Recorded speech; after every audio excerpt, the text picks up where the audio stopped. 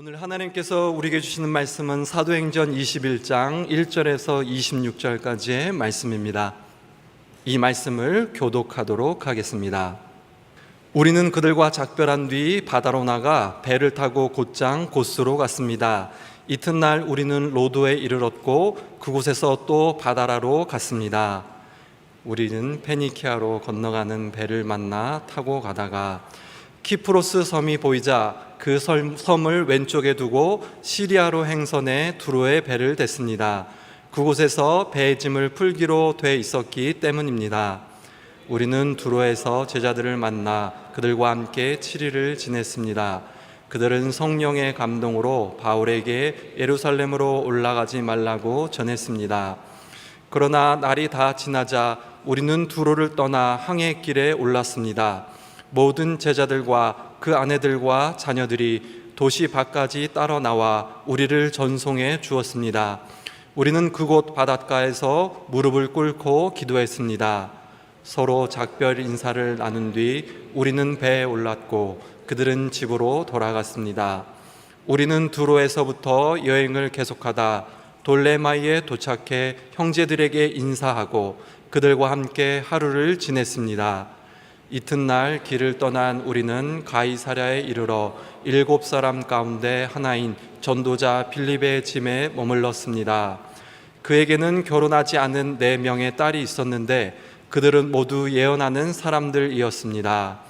그곳에서 여러 날을 지내는 가운데 아가보라는 예언자가 유대로부터 내려왔습니다. 그가 우리에게 와서 바울의 허리띠를 집어 자기 손발에 매더니 이렇게 말했습니다. 예루살렘의 유대 사람들이 이 허리띠 주인을 이렇게 동염해 이방 사람들에게 넘겨줄 것이라고 성령께서 말씀하십니다. 우리는 이 말을 듣고 그곳 사람들과 함께 바울에게 예루살렘에 올라가지 말라고 간곡히 권했습니다. 그러자 바울이 대답했습니다. 왜 여러분은 울면서 내 마음을 아프게 합니까? 나는 주 예수의 이름을 위해 예루살렘에서 붙잡힐 것은 물론 죽을 각오도 돼 있습니다. 바울이 설득당하지 않자 우리는 주의 뜻이 이루어지길 기원합니다 하고는 더 말하지 않았습니다. 이 일 뒤에 우리는 준비해 예루살렘으로 올라갔습니다. 가이사랴의 몇몇 제자들이 동행해 우리를 나손의 집으로 데려다 주어 우리는 그 집에 머무르게 됐습니다. 나손은 키프로스 출신으로 일찍부터 제자가 된 사람이었습니다. 우리가 예루살렘에 도착하자 형제들이 따뜻하게 맞아 주었습니다. 이튿날 바울은 우리와 함께 야고보를 만나러 갔습니다. 모든 장로들도 거기 와 있었습니다. 바울은 그들에게 문안하고 하나님께서 그의 사역을 통해 이방 사람들 가운데서 행하신 일들을 자세히 보고했습니다. 그들은 이 말을 듣고 하나님을 찬양했습니다. 그러고는 바울에게 말했습니다. 형제여, 알다시피 수만 명의 유대 사람들이 믿게 됐는데 그들은 모두 율법 지키는 일에 열심을 가진 사람들입니다. 그들은 당신이 이방 사람들 가운데 살고 있는 모든 유대 사람들을 가르쳐 모세를 저버리고 자녀들에게 할례하거나 유대 관습대로 살지 말라고 하는 줄 아는데 그러니 어떻게 하는 게 좋겠습니까? 당신이 왔다는 소문을 분명 듣게 될 테니 우리가 일러주는 대로 하십시오. 우리 가운데 서운한 사람이 4명 있습니다. 이 사람들을 데려가서 그 정결 의식에 당신도 함께 참여하고 그들이 머리 깎는 비용을 대십시오. 그러면 당신에 대한 그런 소문이 사실이 아니며 당신 자신도 율법에 순종하며 살고 있음을 모든 사람이 알게 될 것입니다. 이방의 신자들에 대해서는 우리가 이미 그들에게 우상에 바쳐진 음식과 피와 목매어 죽인 짐승의 고기와 음행을 피하면 된다고 우리가 결정한 것을 편지로 썼습니다.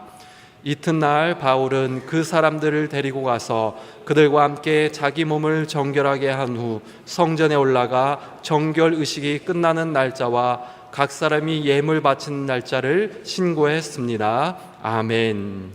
이제 신현민 목사님께서 오직 주 예수의 이름을 위해라는 제목으로 말씀 선포하시겠습니다.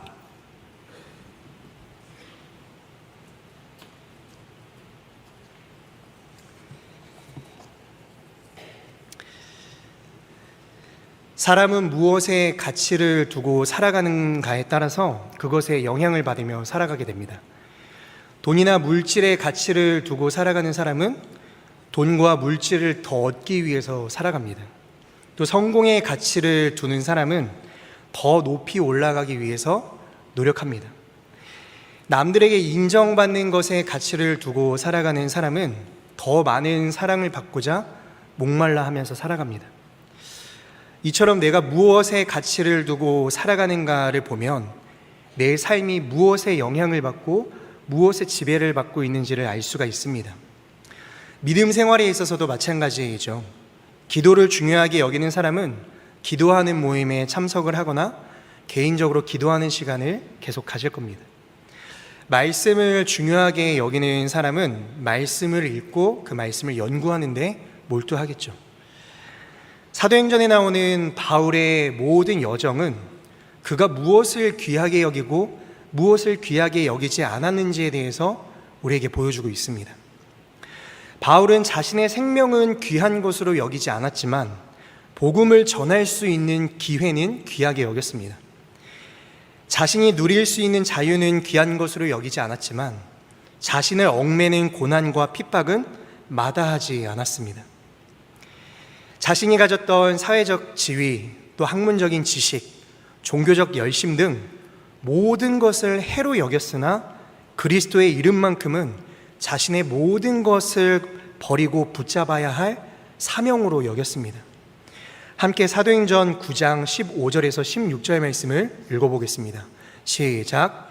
그러자 주께서 아나니아에게 이렇게 말씀하셨습니다. 이스라엘 사람들 앞에서 내 이름을 전하도록 선택한 내 도구다. 내 이름을 위해 그가 얼마나 많은 고난을 당해야 할지 내가 그에게 보여줄 것이다. 아멘. 바울은 주님께서 자신을 무엇을 위해 부르셨는지 분명히 알았습니다. 모든 이들에게 예수의 이름을 전하게 하시기 위해서. 예수님께서 오늘 우리를 부르신 이유도 동일하시죠. 땅끝까지 이르러 내 증인이 되라 라고 하신 그 말씀처럼 그분의 이름을 전하는 제자가 되기 위해서 우리는 이 자리에 모여 있습니다. 오직 예수의 이름을 위해서라면 생명조차 내어드리기로 결심한 이 바울의 모습을 통해서 예수의 이름을 믿고 따르는 우리 성도의 삶은 무엇을 귀하게 여기며 살아가야 하는지 함께 그 은혜를 나누고자 합니다. 첫째로 바울은 오직 예수의 이름을 위해 고난에 스스로 참여하는 자가 되었습니다. 함께 오늘 본문 4절 말씀을 읽어보겠습니다. 시작. 우리는 두로에서 제자들을 만나 그들과 함께 7일을 지냈습니다. 그들은 성령의 감동으로 바울에게 예루살렘으로 올라가지 말라고 전했습니다. 아멘.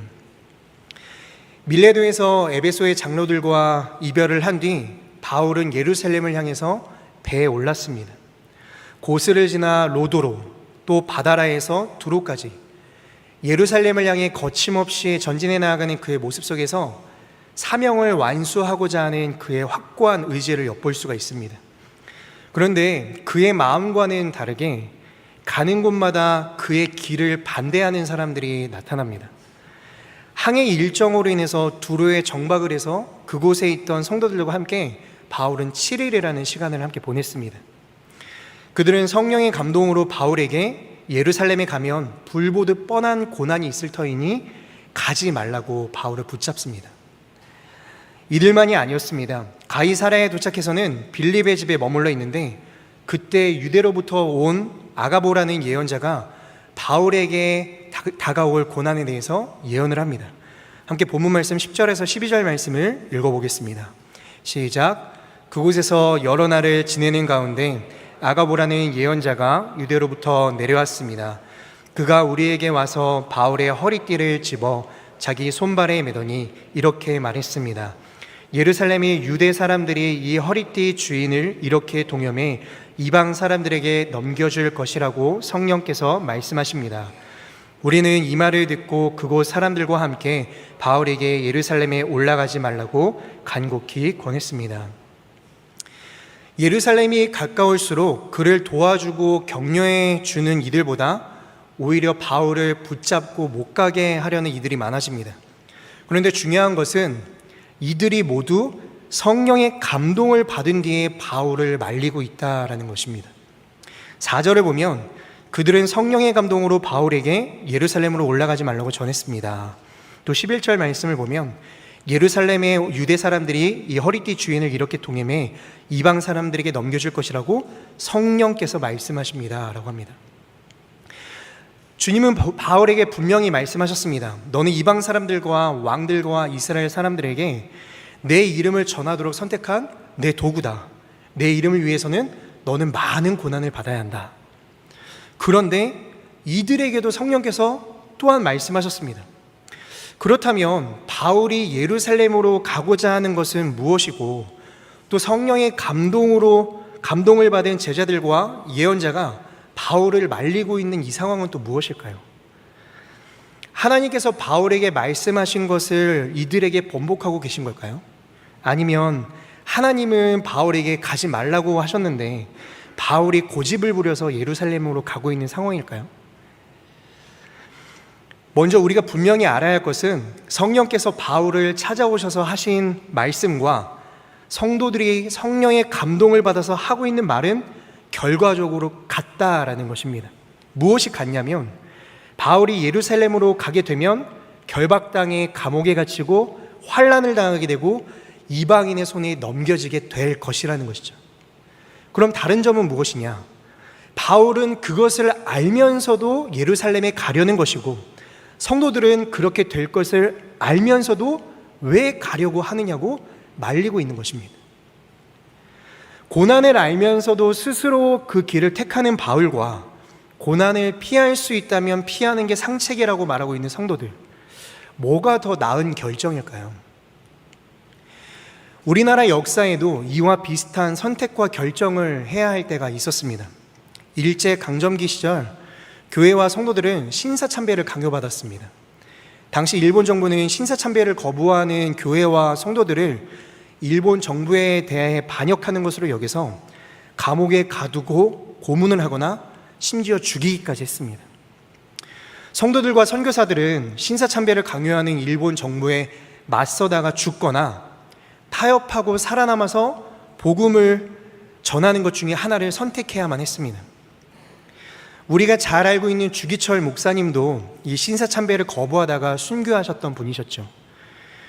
교회와 성도를 향한 일본의 핍박 속에서도 신사참배를 거부하고 항일운동을 계속하다가 결국에는 일본 경찰에게 검거되어서 10년간의 옥살이를 하던 중에 돌아가셨습니다. 잠시 눈 한 번 딱 감고 고난을 피했었다면 어찌 보면 더 많은 사람들에게 복음을 전할 수 있지 않았을까요? 어찌 보면 한국 교회를 위해서 더 많은 일들을 주기철 목사님께서 감당할 수 있지 않았을까요? 그러나 주기철 목사님은 그 고난을 마땅히 택하는 것을 선택하셨습니다. 그리고 이런 말을 남기셨습니다. 예수를 버리고 사는 것은 정말 죽는 것이요, 예수를 따라 죽는 것은 정말 사는 것이다. 예수를 버리고 사는 것은 정말 죽는 것이요, 예수를 따라 죽는 것은 정말 사는 것이다.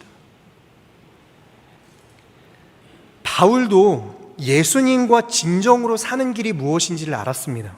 함께 본문 13절에서 14절 말씀을 읽어보겠습니다. 시작.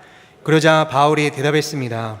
왜 여러분은 울면서 내 마음을 아프게 합니까? 나는 주 예수의 이름을 위해 예루살렘에서 붙잡힐 것은 물론 죽을 각오도 돼 있습니다. 바울이 설득당하지 않자 우리는 주의 뜻이 이루어지길 기원합니다 하고는 더 말하지 않았습니다. 주 예수를 위해서라면 고난과 죽음까지도 불사하겠다라는 이 바울의 믿음이 성도들의 고백을 바꾸어 놓았습니다. 주의 뜻이 이루어지기를 기원합니다. 십자가 고난의 길을 앞두고 예수님께서는 겟세마네 동산에 오르셔서 기도하셨습니다. 아버지여, 만일 아버지의 뜻이면 내게서 이 잔을 거두어 주십시오. 그러나 내 뜻대로 하지 마시고 아버지의 뜻대로 되게 해 주십시오. 이 사도행전을 기록한 누가는 사도 바울이 고난을 알고도 예루살렘을 향해 가고 있는 이 길이 예수님께서 십자가를 향해 나아가시던 그 모습과 닮아 있다는 것을 보여주고 있습니다. 주의 뜻이 이루어지기를 원합니다 라는 이 성도들의 고백을 통해서 바울이 자기를 부인하고 자기 십자가를 지고 예수를 쫓는 온전한 삶을 살았음을 이 누가는 강조하고 있다는 것이죠. 사랑하는 성도 여러분, 바울은 예수 그리스도를 위해서라면 고난을 두려워하지 않았습니다. 오늘 내 모습은 어떻습니까? 내 삶에 복음으로 인한 고난이 있으십니까? 복음으로 인해 핍박 당해야만 한다라는 것을 말씀드리는 것이 아닙니다. 복음을 위해 스스로 자처하는 헌신과 수고, 섬김과 희생이 있어야 된다라는 것이죠. 내 손해인 것을 알면서도 복음을 위해서라면 그 희생을 감수하고, 힘들고 어려운 것을 알지만 주 예수의 이름을 위해서라면 마땅히 그것을 택하고, 굽이굽이 험난해 보이는 길 같지만 그 길이 예수의 발자취를 따르는 길이라면 개선하지 않고 뛰어드는 모습이 우리에게 있어야 한다라는 것이죠. 아까 우리가 찬양할 때 함께 이런 찬양을 불렀죠. 예수 나를 오라 하네, 예수 나를 오라 하네. 어디든지 주를 따라 주와 함께 같이 가려네. 만약에 예수님께서 나를 부르시는데, 예수님께서 가라 하시는데 그곳에 그 가는 길에 고난이 보인다면 그것은 은혜의 길입니다. 복된 선택입니다. 영광에 참여할 수 있도록 우리를 불러주시는 하나님의 은혜입니다. 바울은 우리가 그리스도와 함께 영광을 받기 위한다면 이처럼 그분과 더불어 고난 또한 받아야 한다는 것을 알았습니다. 그래서 예수의 이름을 위해서 받는 고난을 그는 스스로 붙잡았습니다. 영광으로 여겼던 것이죠. 사랑하는 성도 여러분, 우리가 그리스도를 믿음으로 그분의 영광이 우리의 영광이 되었다고 한다면 예수 그리스도의 고난도 마찬가지로 우리의 고난이 되어야 할 줄로 믿습니다. 바울을 만류하였던 성도들처럼 고난을 피할 수 있게 해달라고 구하는 것이 아니라 바울처럼 그 고난조차도 감당할 수 있는 믿음과 용기를 달라고 우리는 구할 수 있어야 할 것입니다. 함께 베드로전서 4장 12절에서 14절 말씀을 읽어보겠습니다. 시작. 사랑하는 사람들이여, 여러분을 시험하려고 오는 불같은 시험이 있더라도 무슨 이상한 일이 여러분에게 일어난 것처럼 여기지 말고 오히려 여러분이 그리스도의 고난에 참여하게 된 것을 기뻐하십시오. 이는 그분의 영광이 나타날 때 여러분이 크게 기뻐하고 즐거워하게 하려는 것입니다. 여러분이 그리스도의 이름으로 인해 모욕을 당하면 여러분은 복 있는 사람들입니다. 이는 영광의 영, 곧 하나님의 영이 여러분 위에 계시기 때문입니다. 아멘. 고난을 통해 하나님의 영광에 참여하게 된다. 사랑하는 성도 여러분, 복음으로 인해 감당하는 핍박이 있는가? 예수 그리스도의 이름을 위해 스스로 선택한 고난이 있는가?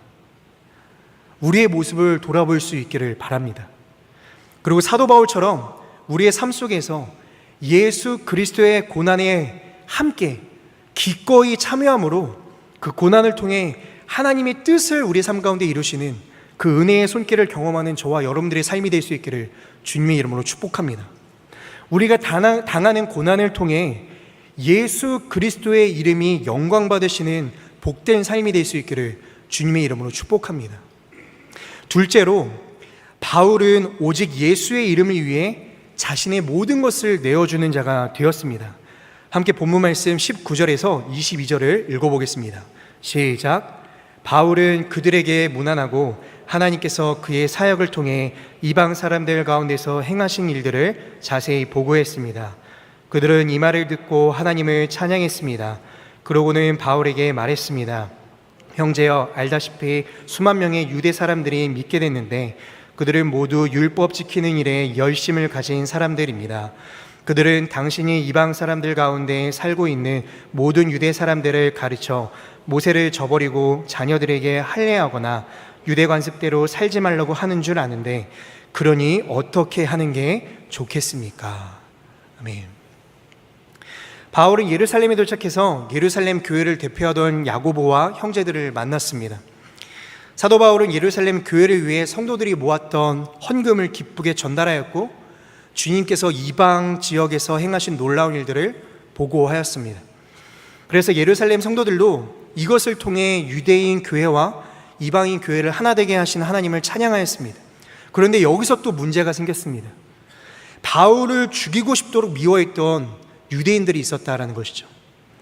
그들은 바울이 유대교회에 있어 목숨과도 같이 여겼던 이 모세오경, 즉 토라를 버리도록 바울이 가르쳤다라고 오해했습니다. 바울은 이방인들에게 할례를 금한 적도 없고 율법을 지키지 말라고 가르쳤던 적도 없었습니다. 바울은 다만 복음이 율법의 완성임을 가르치기 위해서 이 문자적인 이 규정에 얽매일 필요가 없음을 말하고 구원의 방편으로 할례 받는 것을 금하였던 것뿐이었습니다. 그러나 야고보는 바울을 향한 이 성도들의 갈등이 쉽게 사그라들지 않을 것을 알고는 바울에게 이렇게 제안을 했습니다. 우리 중에 서원을 한 네 사람이 있는데 바울이 그들과 함께 정결 예식에 참여하고 그들의 예식 비용까지도 바울이 책임을 져주면 사람들이 바울이 율법을 버리지 않았다는 것을 알 수 있을 것이라는 것이었죠.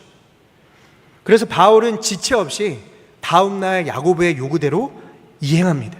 함께 26절 말씀을 읽어보겠습니다. 시작. 이튿날 바울은 그 사람들을 데리고 가서 그들과 함께 자기 몸을 정결하게 한 후 성전에 올라가 정결 의식이 끝나는 날짜와 각 사람이 예물 바치는 날짜를 신고했습니다. 아멘. 바울에게는 이 정결 예식에 참여해야 할 의무가 전혀 없었습니다. 그가 복음을 왜곡해서 전했던 적도 없었고 자신도 그렇게 살아왔던 적이 없었기 때문이었죠. 오히려 그들의 제안을, 이 야고보와 이 성도들의 제안을 들어주는 것이 마치 율법의 행함이 중요하다라고 오해할 수 있는 여지가 있었습니다.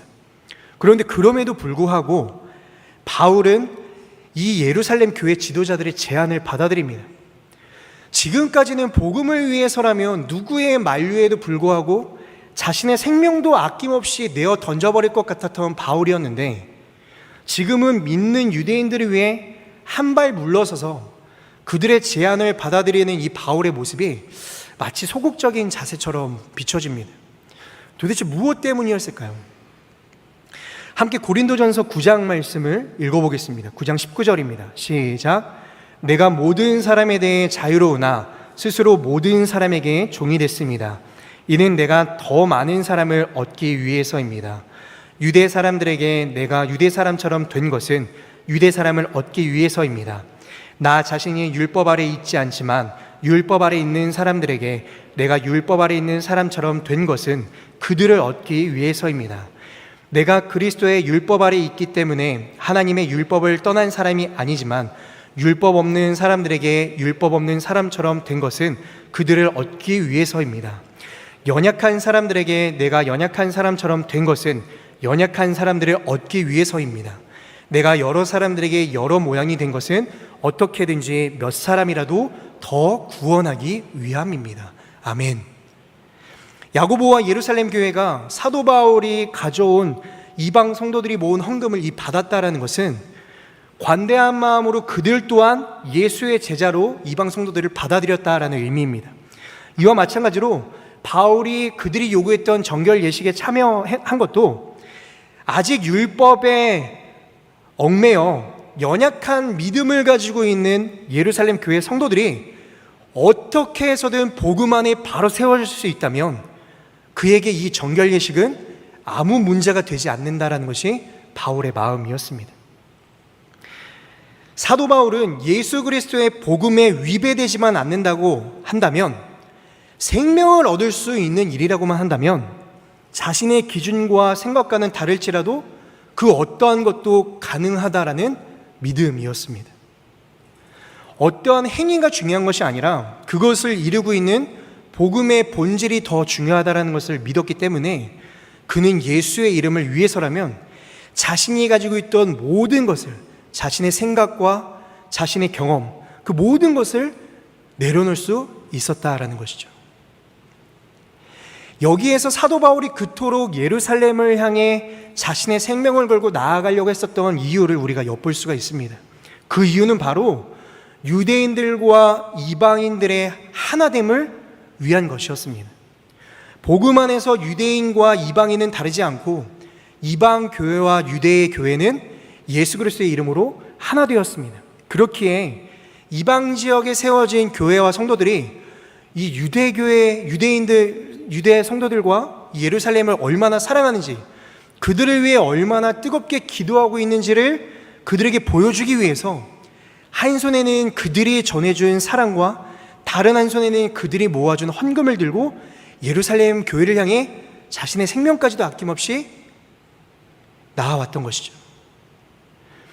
사도 바울은 예루살렘 교회와 연약한 성도들을 사랑했기 때문에 그들이 복음 안에 온전히 세워질 수만 있다면, 예수의 이름 안에 하나 될 수만 있다면 자신이 가진 그 어떠한 것이든 바울은 포기할 수 있었던 것입니다. 사랑하는 성도 여러분, 바울이 예루살렘 교회와 성도들을 사랑해서 자신의 모든 것을 포기했던 그 모습을 통해서 과연 우리의 모습은 어떠한가 돌아볼 수 있었으면 좋겠습니다.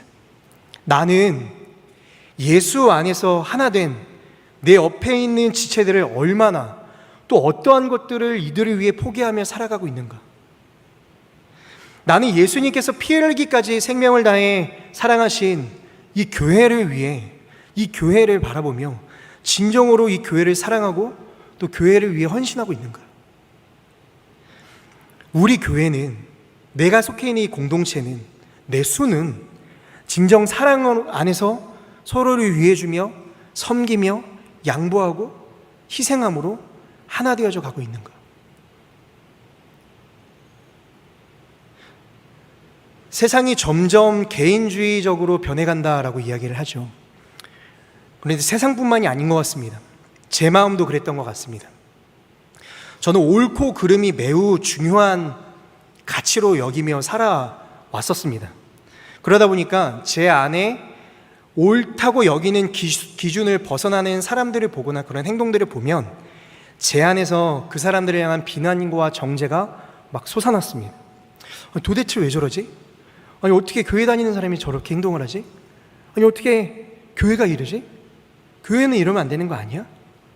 내 생각, 내 기준, 내 판단이 점점 제 안에서 단단하게 자리를 잡게 되니까 다른 사람을 이해하는 것도, 배려하는 것도, 사랑하는 것도 점점 어려워지는 것을 느꼈습니다.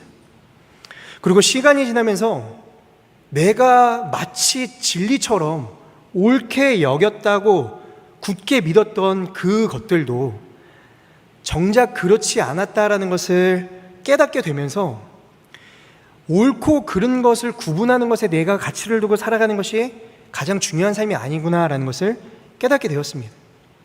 그래서 오늘 바울의 모습을 비추어 저는 제 모습을 다시 한번 돌아볼 수 있었습니다. 하나님께서 나에게 원하시는 삶은 바울처럼 누군가로 인해 희생하고 손해보더라도, 괴롭더라도 그 한 영혼을 세울 수 있다면, 그 한 영혼을 섬기고 온전하게 일으킬 수 있다면 내가 가진 모든 것을 넉넉하게 포기할 줄 아는 삶이 되어야 하는 것이구나라는 것을 다시 한번 깨달았습니다. 누구보다 그렇게 사셨던 분이 계시죠. 바로 우리 주님이 그러한 삶을 사셨습니다. 죄인된 우리를 위해 이 땅에 낮은 모습으로 오셨고 고난의 길을 아시면서도 골고다 언덕을 오르셨습니다. 십자가에서 생명을 내어주기까지 우리를 사랑하셨습니다. 그 은혜로 우리가 복음의 기쁨과 소망을 누리며 살아가고 있죠. 예수님께서 우리에게 보여주셨던 삶처럼 내가 가진 모든 것을 내어주는 삶을 살아가고 그분의 이름을 위해서 당하는 고난과 희생을 기쁨으로 여기며 그분의 삶의 모습을 닮아갈 수만 있다면 그것이 예수님께서 기뻐하시는 참된 제자의 모습일 것이라고 저는 믿습니다. 이것이 사도 바울이 예루살렘 성도들을 향해 가졌던 마음이었습니다. 또 예수의 이름을 위한 바울의 결단이었습니다. 사도행전 20장 35절 말씀을 함께 읽어보겠습니다. 시작. 이처럼 내가 모든 일에 모범을 보였으니 여러분도 약한 사람들을 도우며 주는 것이 받는 것보다 복이 있다라고 하신 주 예수의 말씀을 기억해야 합니다. 아멘. 주는 것이 받는 것보다 복이 있다. 사랑하는 성도 여러분, 예수님과 함께하는 삶에는 마땅히 고난과 희생이 뒤따릅니다. 예수님의 삶이 고난과 희생의 삶이었기 때문입니다. 내 삶에 주 예수의 이름을 위해 당하는 희생과 고난이 있는지 우리의 삶을 돌아볼 수 있기를 소망합니다. 있다면 그곳으로 계속해서 담대하게 나아가시길 축복합니다. 혹여 그렇지 않았다면 사도 바울처럼 주 예수의 이름을 위해 고난을 자처하는 우리가 될 수 있기를 주님의 이름으로 축복합니다. 또한 약한 자들을 도우며 그들의 영혼을 세우는 일을 위해서라면 내가 가진 것이 어떠한 것이든 기꺼이 포기하고 내려놓을 수 있는 저와 여러분들이 될 수 있기를 주님의 이름으로 축복합니다. 그렇게 예수님의 삶을 닮아가고 오직 주 예수의 이름을 위해 살아가는 우리 교회 또한 저와 여러분들의 삶이 될 수 있기를 주님의 이름으로 축복합니다. 기도하겠습니다.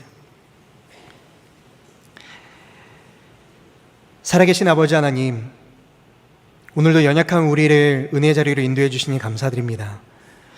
우리 모두를 주 예수의 이름을 위해 부르신 주님, 바울이 보여줬던 모습처럼 우리 또한 예수의 이름을 위해서라면 기꺼이 고난을 마다하지 않고 또 예수의 이름을 위해서라면 내 모든 것을 내려놓을 줄 아는 참된 제자의 삶이 될 수 있도록 인도하여 주시옵소서.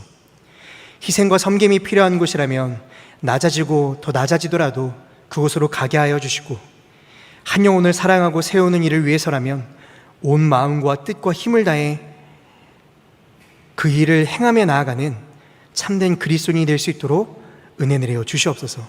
그렇게 하실 주님께 감사드리며 살아계신 우리 주 예수 그리스도 이름으로 기도드립니다.